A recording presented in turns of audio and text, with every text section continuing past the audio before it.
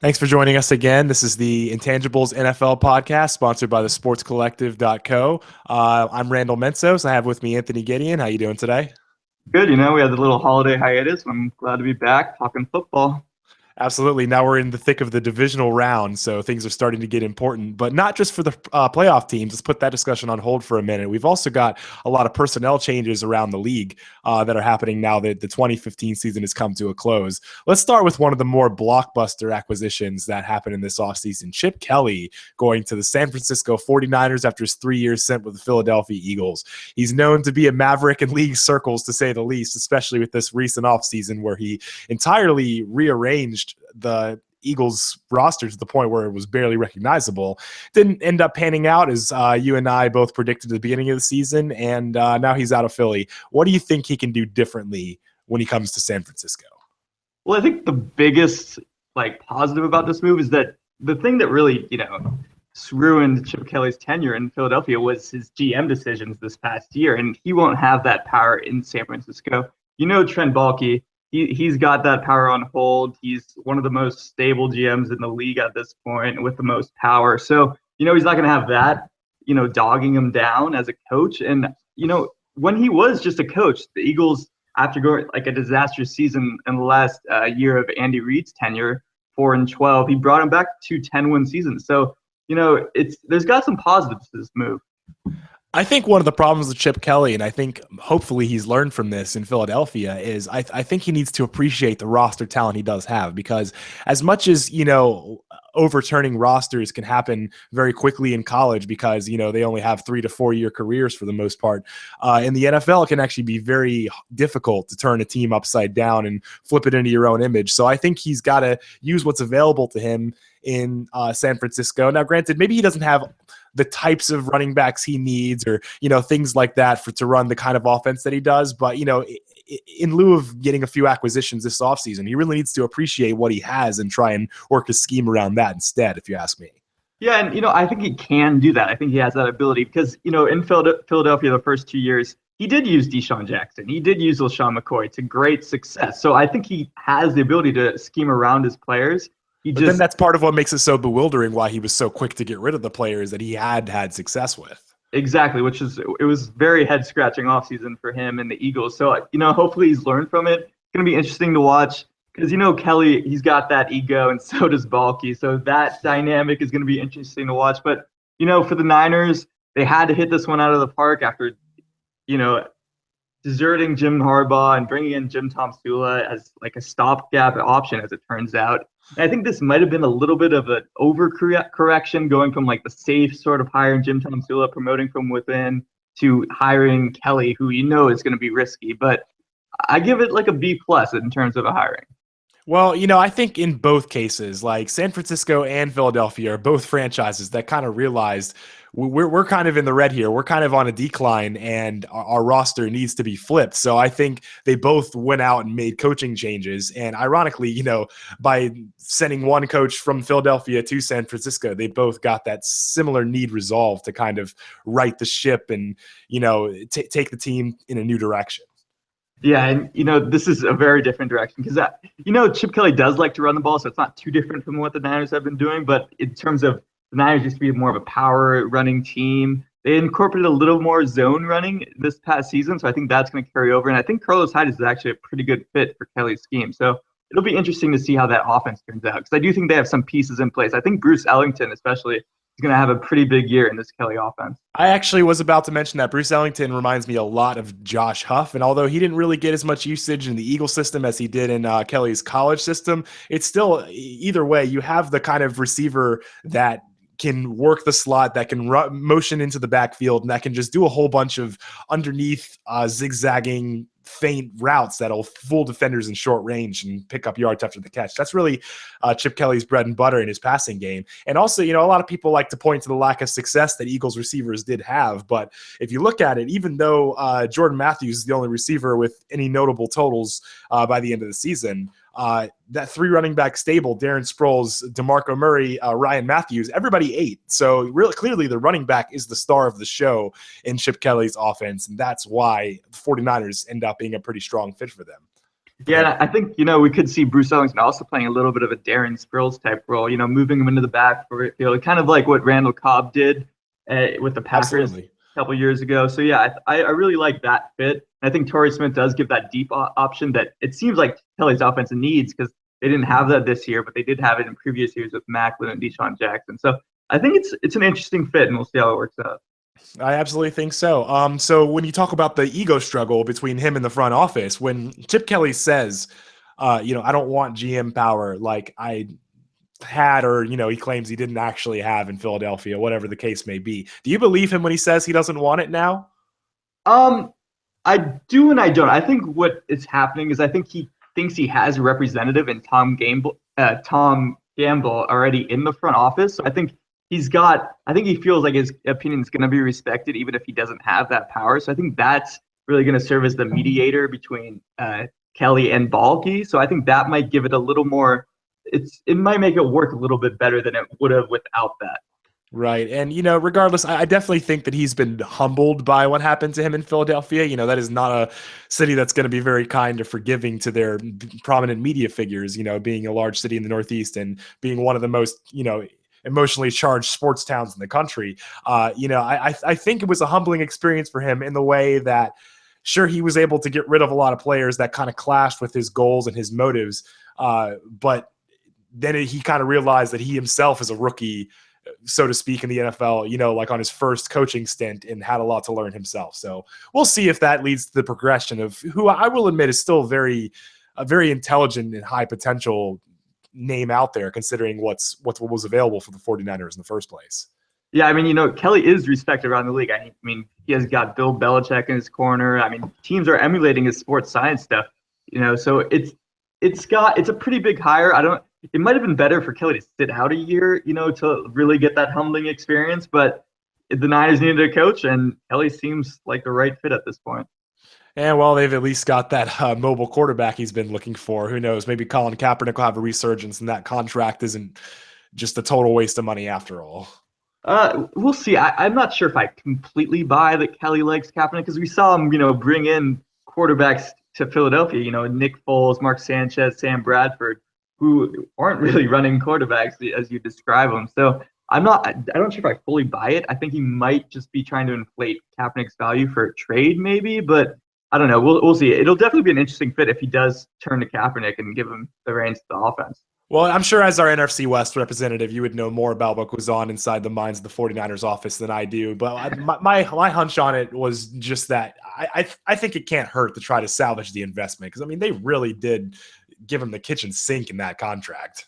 Yeah, that's true. I mean, they might be tied to him this year just because of the multiple offseason surgeries he's had, and his contract does become guaranteed April 1st. So that could make it so it's a forced marriage. Yeah. Well, whatever happens, I definitely think that the 49ers have hit their low point this year when they had to throw in Blaine Gabbert and Sean Drawn. And I think that if anything, Chip Kelly does have an eye for talent, and he'll bring, the roster back up to speed after it was gutted with the, mass retirement of so many of its previous star players. Yeah, and I think they've got some young talent that I think is a little underrated. So we'll see what happens, but I'd really want to see what the defensive coordinator situation turns out, who they hire for that position, because I think that's really going to define what the season's going to look like, because they need someone strong in that role. That is absolutely certain. All right, let's go ahead and move on to another big hire that happened. Speaking of the Eagles, to fill that vacancy, they hired Doug Peterson. And boy, that kind of shows how competitive the market is immediately after the season comes to a close. This is a guy who's still competing in the playoffs, still calling plays.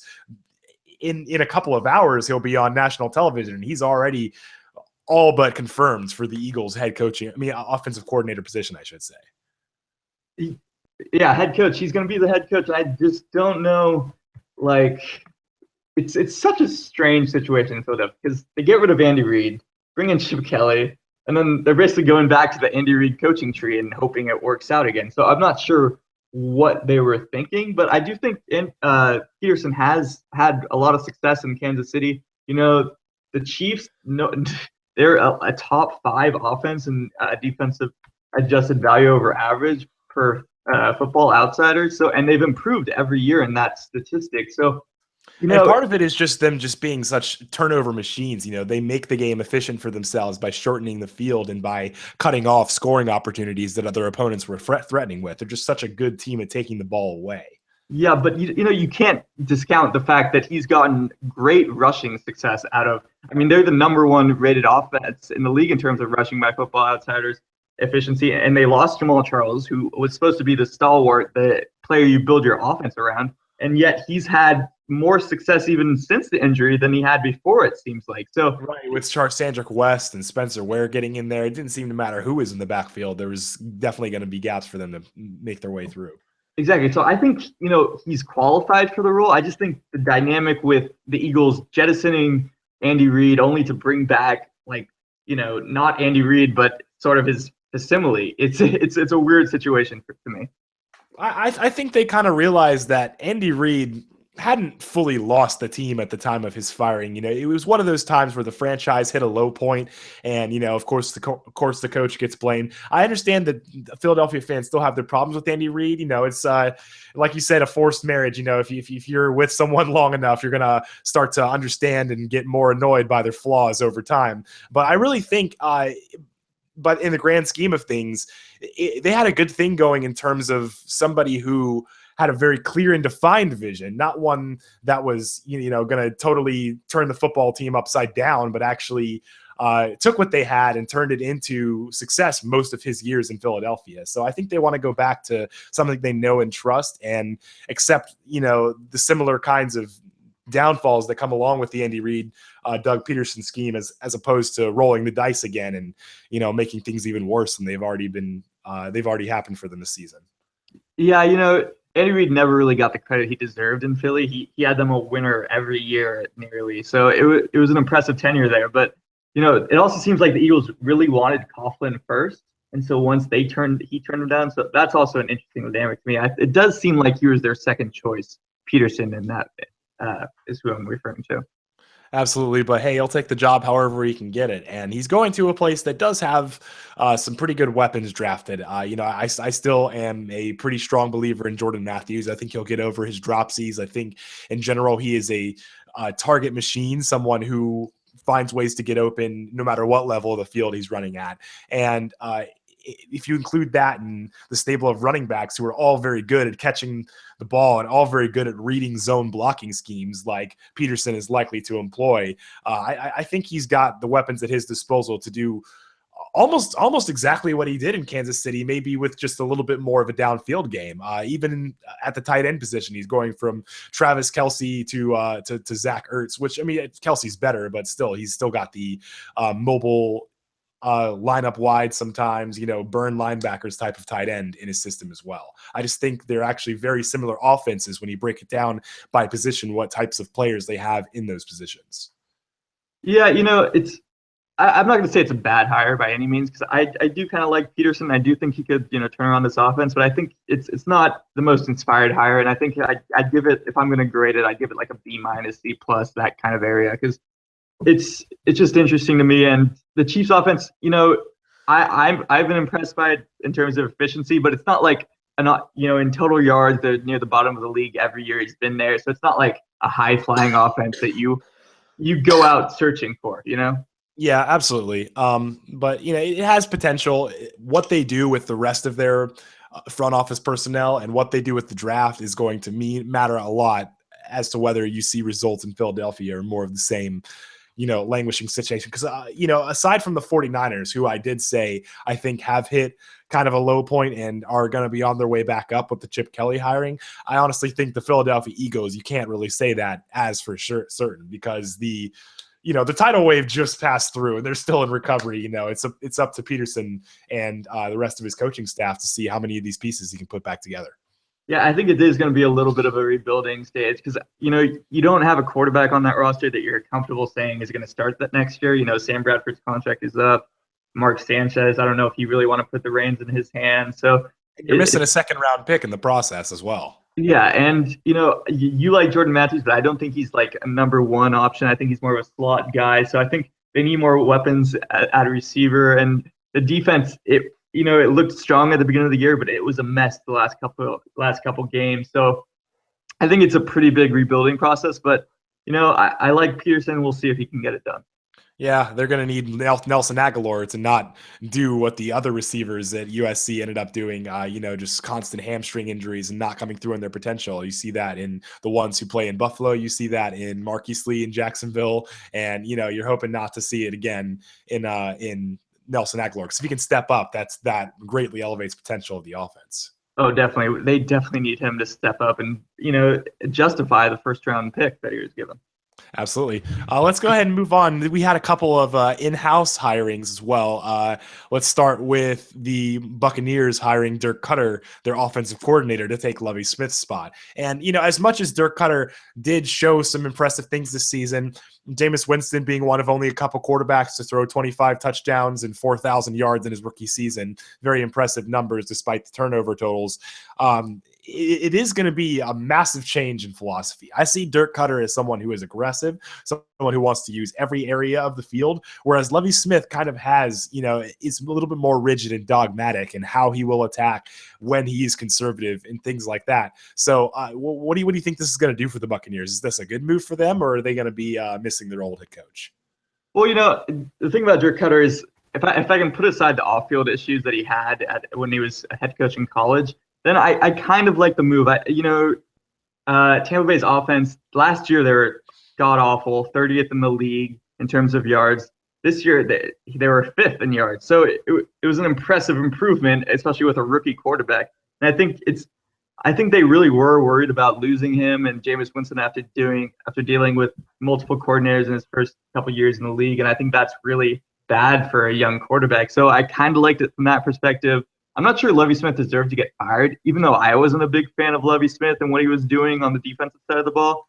I think, they improved enough where you assumed that he was going to keep onto that job. And you could tell that his players were really buying into that system too. Quan Alexander was thriving in that middle linebacker role. You just saw a surge in success on the defensive side of the ball that you hadn't really been seeing from the Buccaneers recently.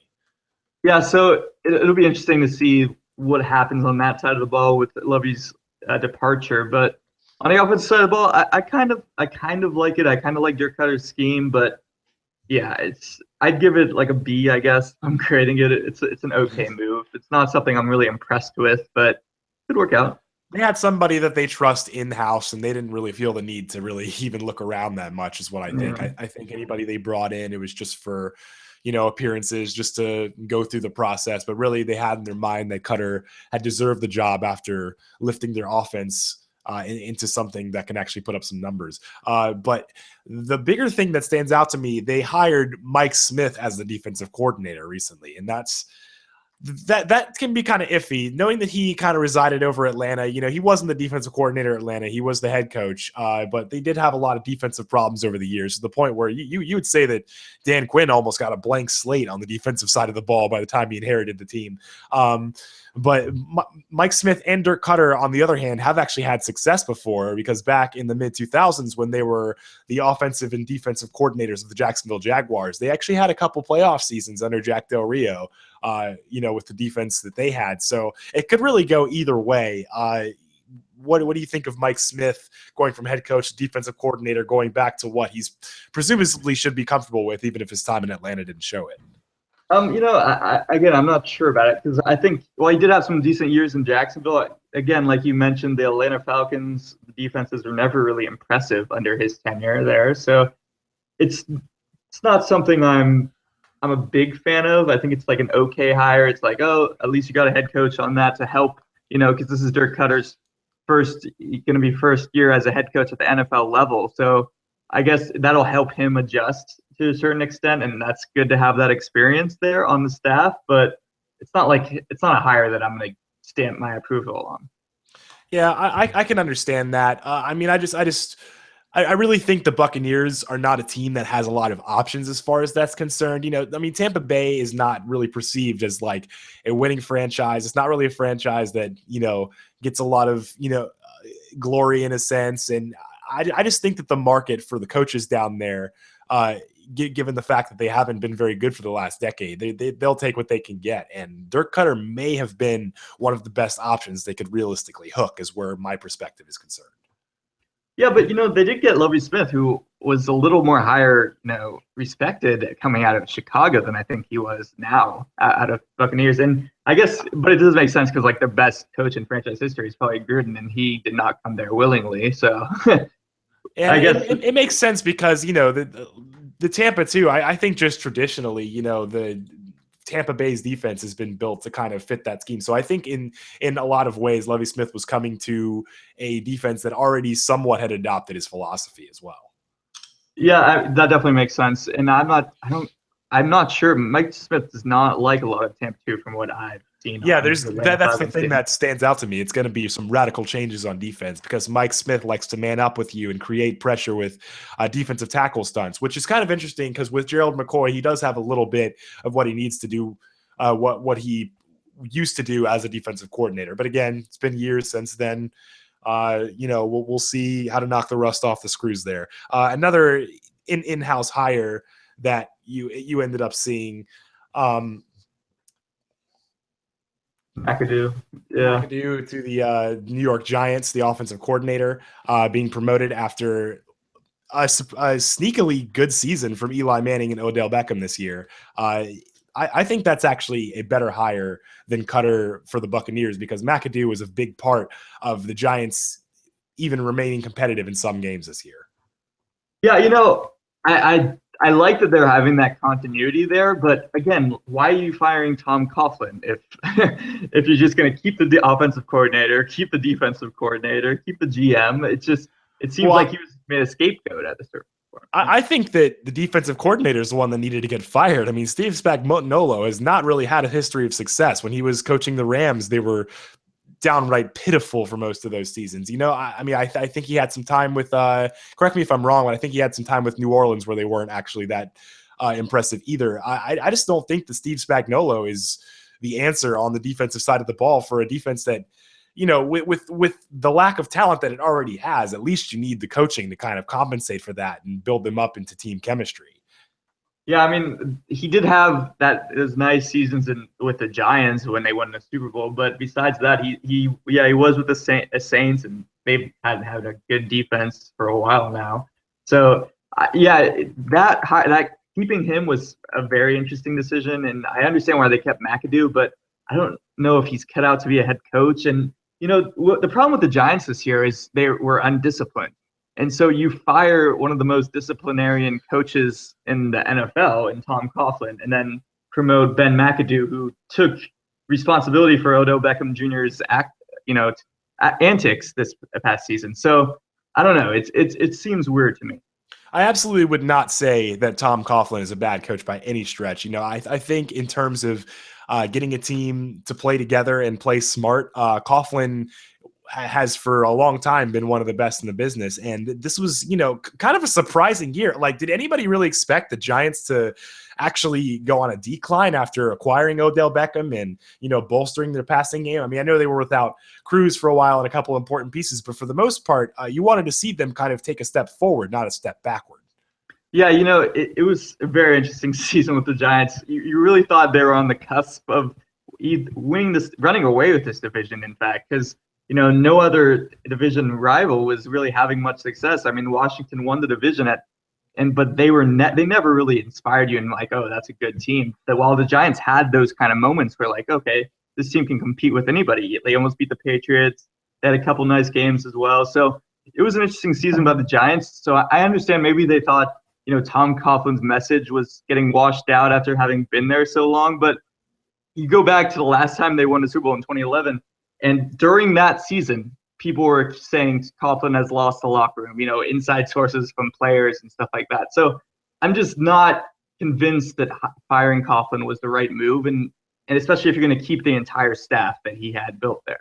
Yeah, I'm totally with you on that. I honestly think the Tom Coughlin hire is worse than the Andy Reid hire because Coughlin actually did have Super Bowl success. He did win the big games. So you can't even use the choking when it matters thing against him. He brought 2 Super Bowl rings to a team that even in those times wasn't even complete enough talent-wise to even be perceived to go that far into the playoffs. I mean, that has a lot to do with coaching right there. And I think that if Coughlin doesn't decide to retire, the next team to get him will be happy with what he can bring to the table. Yeah, I'm not sure if he's going to get another job since he seems to have some specific demands, like he has to be close to New York, so he can't leave his family. And what other job is there besides the Giants and the Jets? The Jets seem to have their, head coach at Todd Bowles. So I'm not sure. I was surprised he turned down Philly in that regard. Philly's actually about as close as you can get. So I guess that does hint that he is retiring. I'm not sure what his motives are there. Yeah, I think he just he wasn't planning on retiring, but once he got forced out, it kind of started to make him think a little bit because he is getting up there in age, so it might be time.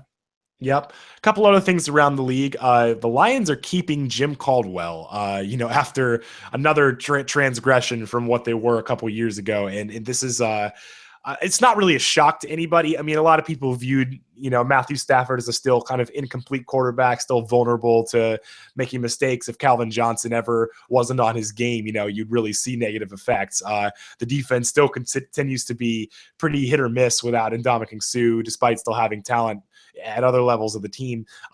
What do you think of Caldwell staying on as coach of the Lions? I think it was a good move because, they started 1-7, a lot of turmoil, firing, GM, VPs of football. So, and then they turned it around and finished 7-9. I think once you see that and how Caldwell kept that team together despite firing his offensive coordinator, again, dealing with the issues in the front office, and the Lions still performed pretty well relative to what kind of talent they have. I think last year was a little more of a fluke than anything. I don't think they're one of the more talented teams in the league. They got some talent on offense, but the offensive line is still kind of a mess. The defense has issues at linebacker. So I thought, keeping Caldwell was the right move. He got into the playoffs last year. This year was not as much as a disaster as you'd expect how it started out. So I thought it was a good move to keep him. Yeah, and I think in a franchise like the Lions that isn't used to having success lately, I think it can be very easy for them to have kind of a knee-jerk reaction, right after the playoff season to go 1-7. I mean, do you get the sense that maybe at the end of the season, Caldwell was actually kind of winning for his job a little bit, going 6-2 to finish the season to leave a different kind of impact on the owners, after it was all said and done with? Yeah, I mean, if they finished if they finished how they started, I definitely think Caldwell was probably out of his job because they would have had a new GM coming in and he's going to want his guys. But, they looked strong down the stretch. They beat some good teams. Matthew Stafford came alive after they fired the offensive coordinator and went with Jim Bob Cooter. So I think he deserved another year. And I think Caldwell is a pretty solid coach. I don't think he ever got credit for taking the Colts to the Super Bowl that one year because of Peyton Manning, but Tony Dungy didn't take the Colts to the Super Bowl every year either. So I think he doesn't get the credit he deserved, and I think he's done a pretty good job with Detroit this last couple of years. Yeah, I absolutely think so. But I mean, I still think it's kind of thin ice because for a long time, I think we felt that the Lions should be performing better than they should. Like that 11-5 season last year, when you got a team that's got, like Calvin Johnson and the kind of talent they have on defense. Now it's Haloti Nadas, DeAndre Levy at linebacker, Ziggy Ansah coming into his own as an edge rusher.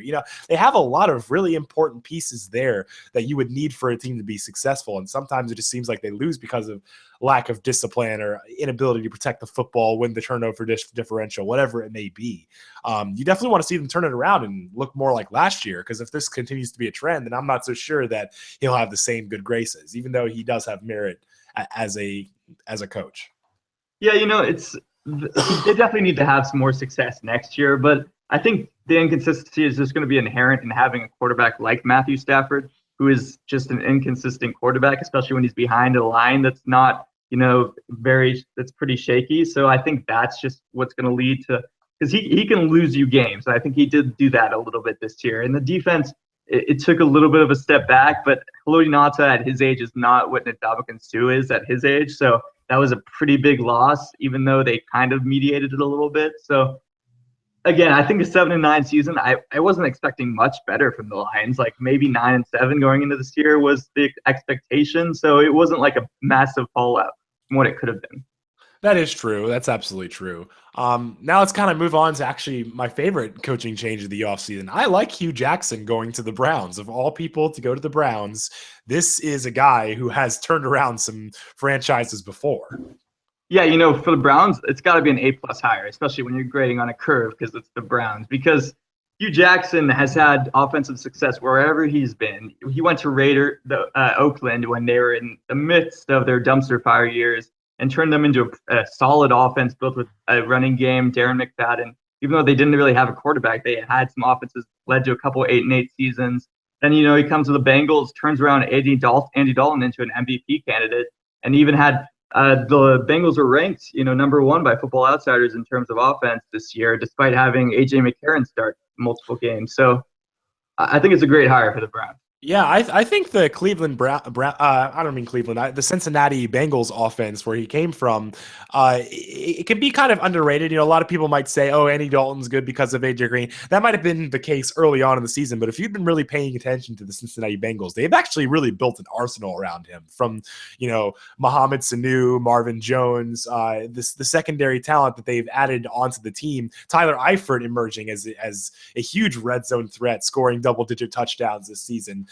In general, Hugh Jackson took a very basic, run and shoot offense in Cincinnati and turned it into a spread that almost kind of imitates what, perennially successful teams such as the Patriots and Steelers doing with their offenses. So I think that says a lot that he was able to take a team not really known for its offense and turn it into almost a powerhouse. And a lot of that is very scheme oriented. A lot of that is using the talent where it's best, rotating Giovanni Bernard for zone and stretch concept runs, and then Jeremy Hill comes in as the bruiser. There's a lot of concepts that go on behind a talented offensive line, and a litany of weapons in Cincinnati that makes me think he's going to build the Browns in a similar fashion.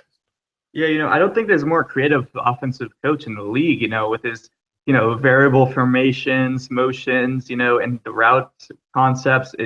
He runs a very impressive offense, and that's what I like about it. The only issue is it's the Browns, so you kind of got to almost expect this to fail, even though I really like Hugh Jackson as a coach. I think he should do well there. It's still the Browns, so I kind of have my doubts about it working out.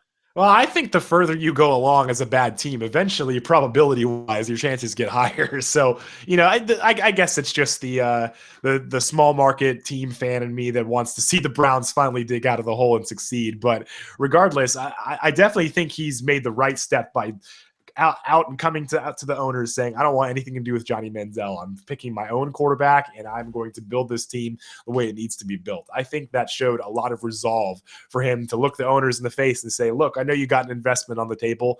I don't think we can win with that investment. And that was very bold of him to say that right off the bat. Yeah, and they got the number 2 pick in the draft this year, so he could be eyeing a quarterback. I do think he likes Jared Goff out of Cal, and Hugh Jackson is a pretty big fan of Kaepernick, so I wouldn't be surprised if he tries to manufacture a trade with the Niners. It would be still kind of surprising to see it happen given the figures that would have to be worked out. And at the same time, they do have a lot of money tied in offensive linemen. I know they were shopping offers for Alex Mack and Joe Thomas and everything, but I think the money, it's not necessarily an obstacle for the Browns, but I think it would be wise for Hugh Jackson to kind of hold off on that and try and see what he can get out of this draft first before he starts opening the bank. But Hugh Jackson, he wanted to draft Kaepernick while he's with the Raiders. And, during the interview with the Niners, there was a lot of reports that Hugh Jackson was a big fan of Kaepernick. So, I wouldn't be surprised because Kaepernick's contract, while a large number, it's falling because of the incentives that he hasn't reached. And it's still a deal where it's 1-year contract after 1-year contract. So I'm not saying it's going to be great compensation, but that if there's one place Kaepernick isn't on, if he's not on the Niners next year, I think he's with the Browns. That would make a lot of sense. I'm really glad that the Browns at least do have an offensive line. That's always the first thing I look for a coach to have success, because having poor players in the trenches can really kind of skew what your offense or defense is supposed to do. They do have the pieces, but in that same vein, we're going to discuss another coaching change that happened, or lack thereof. Gus Bradley not getting fired in Jacksonville, keeping the job, even despite, having a low win percentage, not winning more than 5 games any of his seasons. They kept him and fired the defensive coordinator. And I think a lot of that is you saw the defensive line kind of fall apart this year with the injuries to Dante Fowler, the 3rd round draft pick, their 3rd overall draft pick, I should say, and Senderick Marks, their Pro Bowl defensive tackle from last year. You saw the defense absolutely plummet this year. I mean, it's not like they were good before, but they went down to 31st in the league, and we're just getting no pressure on opposing quarterbacks. You look at opposing quarterback production against Jacksonville, and it was consistently some of their best of the season. Who's the real scapegoat here? Do you think that Gus Bradley has some share in the responsibility of the Jaguars' losses recently? I absolutely do, because he's the defensive head coach, but his job wasn't saved by the defense. It was saved by the offense. The offense looked a lot better, kept him in some games it shouldn't have. And I think that's why I'm not surprised that they kept Bradley, because, continuity is always good. And the Jags did show some improvement this year. But again, if you're firing your defensive coordinator and your head coach is the one that's supposed to be the stabilizing force on that side of the ball, it's pretty concerning. The interesting thing is David Caldwell, the general manager, actually came out and said Gus Bradley did not have any play calling in the defensive side of the ball. He preferred to trust the people that he brought in. And I think that might have been his biggest mistake was, not stepping in when things weren't going right. Because I saw a lot of issues in Jaguars games where they would continually get burned by the same thing, and they would be slow to make adjustments. They'd be down 21-0, and then the offense would have to chuck it downfield, in order to stay in the game. And I think they've hinted a couple times that they may bring someone in, but they are not opposed, and even somewhat they seem to carry the tone of encouragement towards the idea of Gus Bradley taking over some of the defensive play calling. If anything, I think that will at least expose whether or not he is the problem. Yeah, and it's one thing to say, oh, Bradley just didn't have nothing. He didn't touch the defensive side of the ball, but then why? Isn't that sort of incompetent as well if you have that kind of experience? Well, that's what I'm saying. That's the mistake he made. He trusted his personnel a little too much, and you see that not even in just terms of play calling, but you also see that in terms of personnel. I'm sure I don't have the stats in front of me, but I'm sure if you looked them up, you would see that Dwayne Gratz is considerably less effective when he was on the field in coverage compared to Devon House and Aaron Colvin, the other talent they brought in. Yet he saw the field a good amount of time.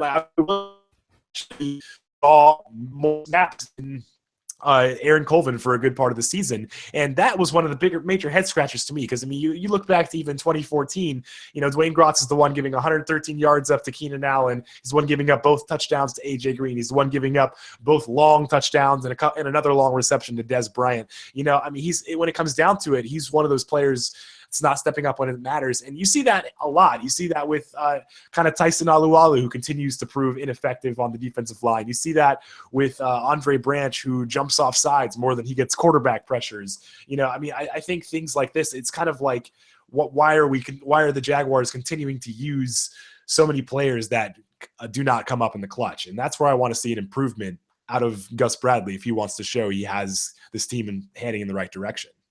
Yeah, it's going to be a make or break year for him, and obviously because I believe Caldwell even said that. So, and it'll be interesting to watch. But again, I think they easily could have fired him, and no one would have batted an eye. No one would be like, oh, that's a bad move. So I think that's why I'm a little bit. I understand why they kept him, but I don't think it was a great move. I think it was just almost delaying the inevitable. But we'll see. Maybe he'll turn it around. Yeah, this is usually a results-driven league, and I think the difference here is that most owners, they come to town and they promise that team is going to win football games. So if that doesn't happen, regardless of the reasons, they'll cut their coach hired. I think Khan, the owner of the Jaguars, Shahid Khan, he actually has a very different outlook, and he kind of came to a team that was used to losing repetitively and constantly, making poor personnel decisions and jumping the gun, making decisions too quickly, things like that. And so this is a franchise. Yes, the fans were impatient, but they also understood that impatient, front office personnel doesn't necessarily translate into success. He came to Jacksonville with the brand that he was going to invest in a long-term sustainable process of success rather than win now. And that's why I think it works in that market, whereas it wouldn't in other coaching markets, such as Philadelphia, like we discussed earlier, simply because the fan base is humbled by how far the team really did have to go when Shahid Khan, Dave Caldwell, and Gus Bradley all assumed ownership of the team. Yeah, but I also feel like the fan, reaction to this would be a lot different if the offense didn't show so much improvement. So I don't know. It'll be interesting to watch, and I think I don't think Bradley's a bad coach by any means, but I do think he needs to be held at least a little more accountable, and I'm sure he will be at the end of next year. That is absolutely true. So I guess that kind of covers a lot of the major head coaching changes that are going to make a big impact. Did you have any more on your list that you wanted to discuss? I do want to talk about Adam Gase in Miami a little bit because I think that was a pretty good hire. I agree with you. Absolutely. Adam Gase did turn around Jay Cutler's performance in Chicago after merely only 1 year of being the offensive coordinator there. All of a sudden, Jay Cutler, perennially known for, being one of the interception leaders around the league, actually had a pretty efficient year this time, not turning the ball over too much, taking care of it, checking the ball down when pressure's in his face, things like that.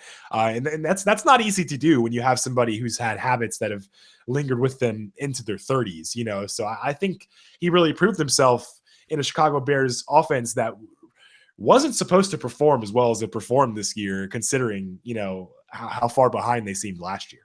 Yeah, Chicago was 10th in the NFL and defensive adjusted value over average according to Football Outsiders. And I really liked what Gase has done, not just with, Cutler and the Bears, but I think he really built an offense around – I don't think he never got enough credit for building the offense he did around Peyton Manning.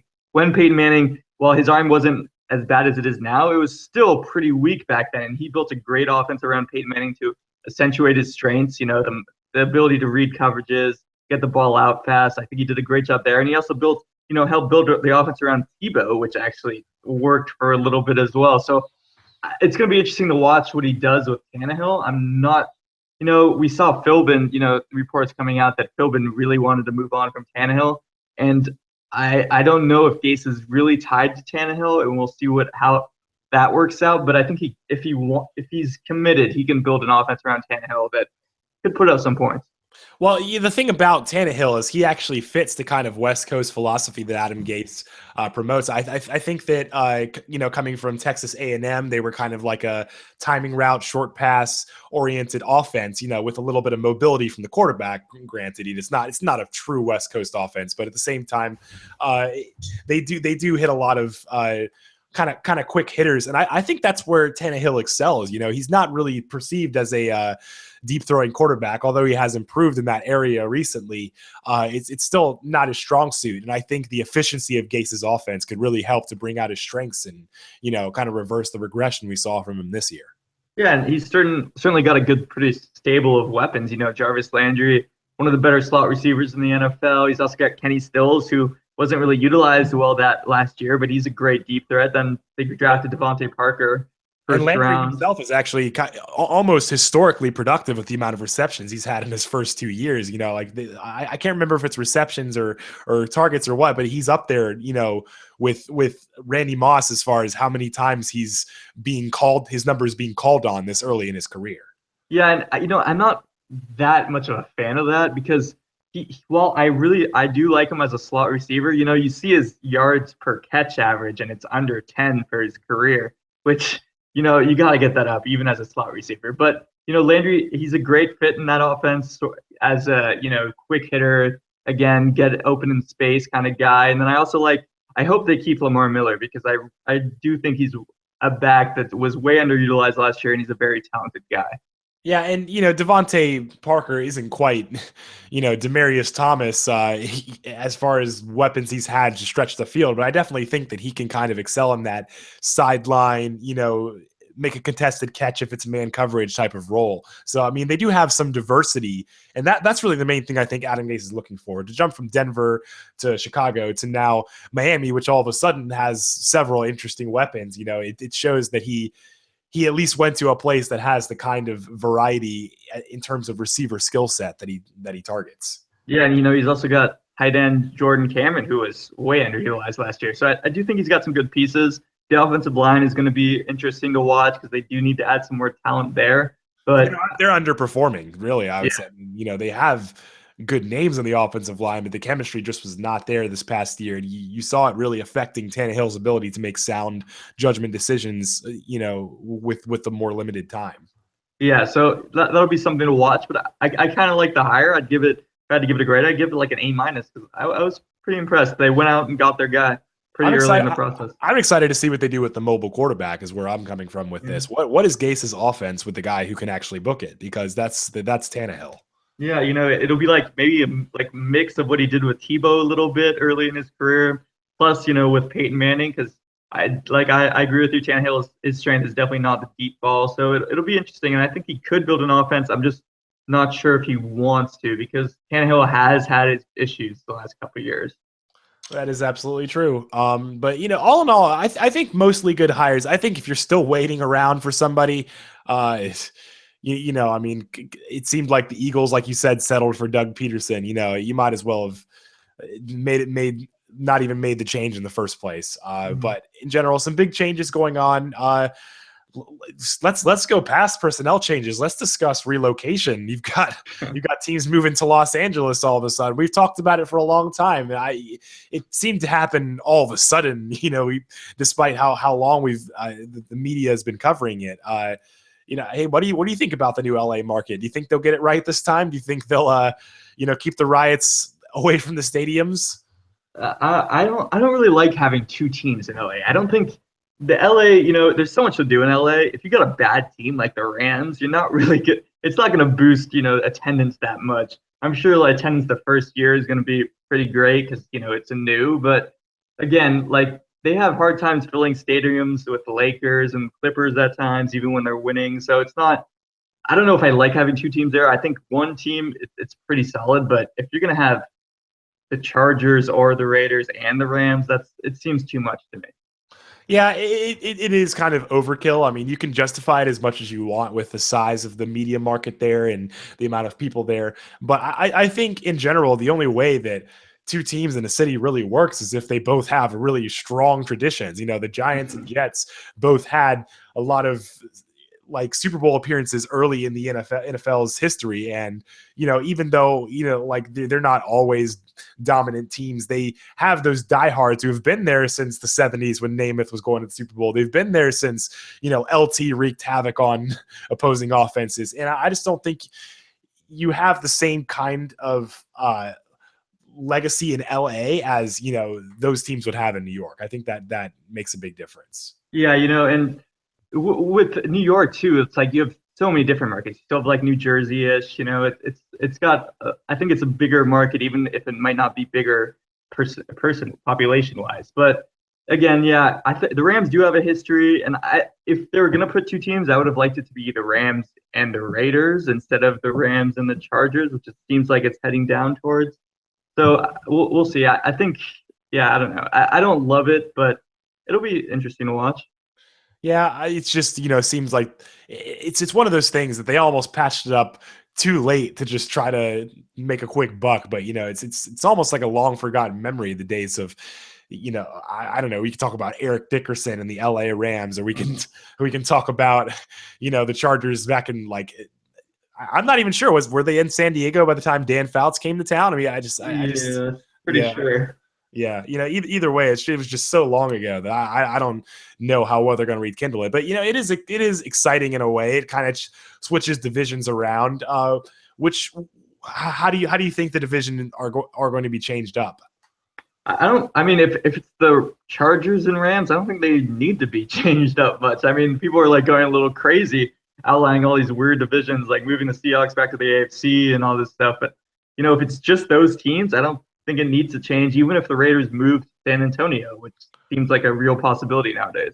If anything, the Rams get closer to their division rivals. Yeah, exactly. In that event, because St. Louis is kind of on the east side of the country. That's a part that's where it doesn't make sense. And you still have anomalies like the Indianapolis Colts being in the AFC South. I mean, there's always going to be some overlap. So I don't think that relocation of teams has affected this very much in the past, but I don't know. It's just interesting how it opens up a whole new realm of possibilities. So many things can change in the league just because the team is relocated. Yeah, but I kind of don't want them to at a certain point because I like having the rivalries that are in place. Like it would be pretty bad. I mean, the Seahawks Niners rivalry wasn't as strong this past year with the Niners falling off, but that was a fun rivalry to watch the last couple of years, and to move them to the AFC would all but destroy it. So I kind of like keeping things where they are. Yeah, that is true. The NFC West is a very tough division, and removing the Seahawks from it or doing something crazy like that would kind of totally change the dynamic of the division. But either way, we'll see how long this lasts. I'm not sure how permanent it's going to be. It could very well be permanent. Who knows? But in general, for a city its size, the trends of the stadium ticket sales do not match the market as you would expect from another city. So let's go ahead and move on as we get closer to the matchups that are happening today. We've got starting off, we have Kansas City at New England, a divisional round matchup. Actually, not as difficult of a matchup for Kansas City as it may have been in previous years because the New England Patriots are still pretty banged up. Yeah, and the Chiefs are banged up as well. Macklin, he might play with a high ankle sprain a week after getting it, which would be shocking to me. But yeah, it'll be an interesting matchup. I think people are not giving the Chiefs enough credit. I really don't think any team has played as well as they have the last couple of weeks. So I think it's going to be probably the best game of the weekend, to be honest, because I really like how they match up with the Patriots. And I think the Patriots are dealing with their own issues right now. So it's going to be a fun game to watch.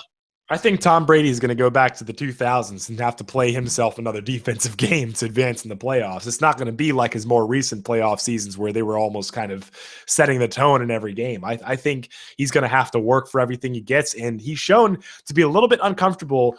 I mean, once you take away all his weapons and leave him with just like a Swiss Army knife, to attack a defense with, I mean, I think at a certain point you can understand why he's become a little bit more vulnerable. But regardless what the reason is, this is a New England Patriots team that's not going to be carrying itself with the same swagger, I don't think, just because they're going to have to try to make things happen with lesser names against a very tough defense and an offense that can keep drives going. Yeah, I mean, this defense, it can get after the quarterback, and the Patriots offensive line has had their issues the past couple of weeks. So that'll be one of the more interesting matchups to watch. And I don't know if I'd predict the Chiefs to win, but I think it's going to be a really close game. I think it's going to be low scoring, and I think it's really anyone's ball game. Yeah, that's absolutely true. And one of the things I also want to say is that the Chiefs have performed better with injuries. They lost, we mentioned before, discussing the coaching changes. They lost their. I mean, you basically can say they're MVP, and they still managed to be not only a playoff team, but a team that nobody wants to face these days. And I think their resilience in the face of adversity says a lot about their ability to be a full-on playoff team. It is in New England, which is a bit of a disadvantage. Kansas City did win a lot of their late season games in their home stadium where they have a huge advantage. That will certainly play a factor. But in general, I'm excited to see this matchup, actually. I want to see how the Kansas City Chiefs on their way up match up against the New England Patriots team on their way down. Yeah. Do you have a prediction?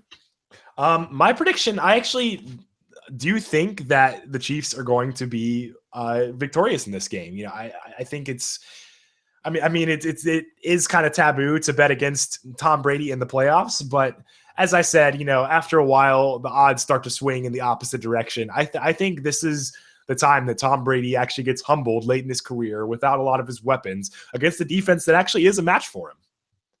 Yeah, I could definitely see that happening. I think I'm still leaning towards the Patriots winning just because, you never count out touchdown Tom, as they say. So, but we'll see. It'll be an interesting matchup. That's true. I mean, I think if I were to give a score, I'm saying 23 Kansas City, 20 New England. It's got to be a nail biter no matter what. Yeah, I think I'd go even lower. I think I'd go like 17-13 Patriots. Yeah, well, I mean, if that happened, I would be very surprised. But either way, that says a lot about how much respect the Kansas City's defense deserves. Yeah. Let's go ahead and move on. We've got also the Pittsburgh Steelers are going to be playing, unfortunately, without Antonio Brown against an even tougher defense in Denver. Do you see any way Pittsburgh pulls this game out with the injuries they have? I'm actually going to predict the Pittsburgh Steelers to win this game because even with the injuries, I know they don't have Antonio Brown. I know they don't have D'Angelo Williams. And with Ben Roethlisberger hurting, I still think with Marcus Wheaton and with what Marcus Wheaton and Martavis Bryant, I think they have enough weapons on the outside, and I think even with Ben in the state, I trust him more than I would trust Peyton Manning as he's played this year. I think the Steelers defense has been playing better as of late, and I think Denver's going to have a hard time scoring, and I think a couple of Peyton Manning turnovers are going to be the difference.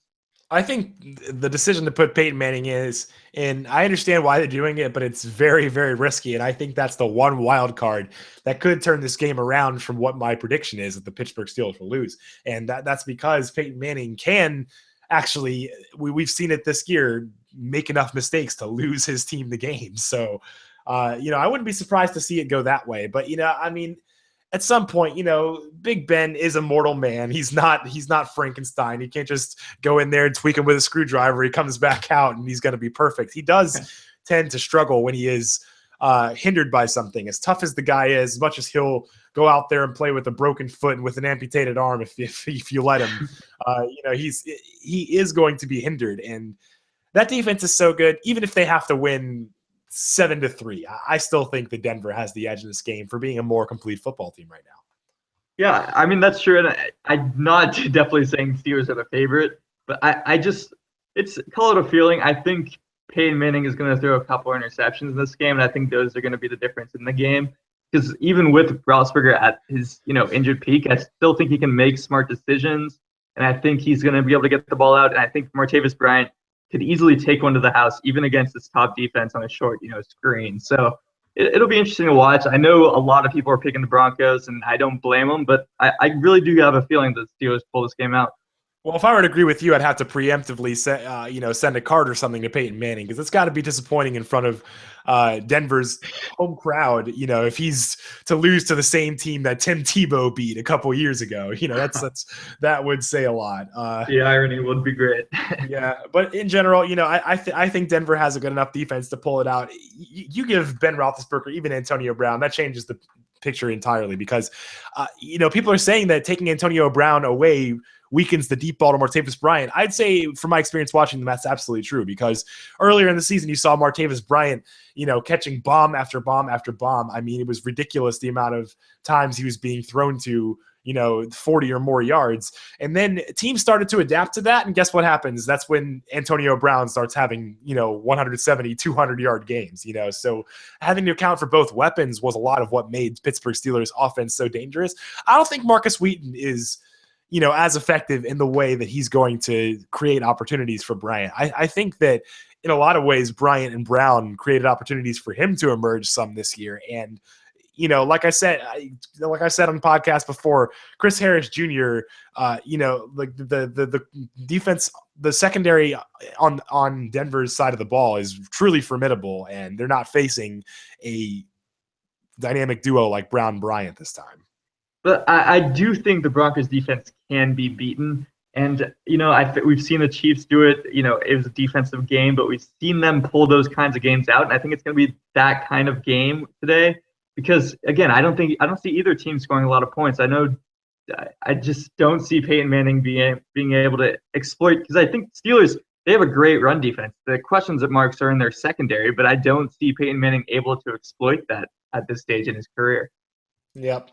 It really could go either way. It just depends on which quarterback's going to make more mistakes, honestly. Yeah. We can go ahead and move on. Actually, do you have a score prediction for that game? I think it's going to be another low-scoring game. I have it at, Pittsburgh 20, Denver 14, but we'll see what happens. Yeah, I'm gonna go on a limb. I'm gonna actually say you'll have Denver scoring about 17 points, and I think Pittsburgh is just going to fall apart, honestly. I think they might score 10 or 13 points in a similar fashion to how they did when they faced the Bengals when they had Andy Dalton. Yeah, that definitely could happen. So let's go ahead and move on to another matchup to discuss, Seattle, Carolina. And honestly, of all the matchups this week, I think this is the one where egos are going to be flying the highest, because these are two Carolina's been red hot all season. They cooled down a little bit toward the end of the season, but I think that was only temporary because they were missing Jonathan Stewart, who was projected to come back for the game. But I think that Seattle really closed the season with a lot of swagger, especially shutting down Minnesota in that defensive battle in below zero temperatures in their own home stadium. And I think that said a lot about the resiliency of the Seattle team. You're going to see two very, very physical and aggressive defense play smash mouth football in this game. Yeah, it's interesting with the Seahawks because they're definitely a team that's got to be feared because they're playing with house money at this point. They should have lost last week. Blair Walsh missed the gimme field goal that would have won it. So I do fear the Seahawks. I think they're going to be playing loose. They're going to go after it. And I don't know if I'm picking them. I don't think I'm going to pick them to win because I still think Carolina is a more complete team, even though I really like what the Seahawks are doing on offense. They do have inconsistencies there. We saw it last week. They didn't really move the ball down the field that well. So, and as much as you may doubt the weapons that Cam Newton has at his disposal, I think the Carolina Panthers defense has been anything but inconsistent. Of course, the Falcons knew how to shut them down at the end of the season, but that rarely happened this season. They've been a consistently high-scoring team. They found ways to get it done, whether that's just by getting better field position or whether that's actually by Cam Newton making Ted Ginn look like a reasonable receiver. However they've had to get it done, they do score in the 28 to 30 range quite often, and that's going to make it tough for Seattle, a team that struggled to stop Cam Newton's offense when they faced last year as well. Yeah, and this year when Cam Newton he engineered the comeback in Seattle to win the game, I think it's going to be much the same thing, and I think Greg Olson's going to play a massive part in this game. I think he's going to be the leading receiver for the Panthers for sure, and I think that's going to be the difference. I think in a lot of ways, Cam Newton, he's just a really good matchup for the Seattle Seahawks defense. They do things that fluster a lot of quarterbacks, but as far as Cam Newton's concerned, the Seahawks playing cover 3 a lot invites him to throw up the seam to Greg Olson between the safety and the corner. You see, they thrive on having finesse rushers coming off the edge on the Leo side of the ball, being faster and smaller than most guys, so they come in unblocked. Cam Newton can literally break those tackles in his sleep. You're talking about a guy who responds better when he's blitzed, and in a lot of ways the pressure cover 3 front that Seattle utilizes and lives and dies by is kind of it kind of plays to the strengths of Cam Newton, how he likes to attack a defense in the first place. Yeah, the Seattle secondary, it's going to make some small windows, but Cam Newton's got the arm and the accuracy this year to hit those windows. So it's going to be a tough game. I don't think the Panthers are going to win by much, but I do like the Panthers at home in this matchup. I do too. And you know what? Doug Baldwin had a few fun games this year. I don't think he's doing anything against Josh Norman. Yeah, it'll be interesting to watch. Doug Baldwin's been on fire, as you mentioned. It's just touchdowns in every single game, the last maybe 6 or 7. So he could be, if he does. Can we question him anymore? Is he that good?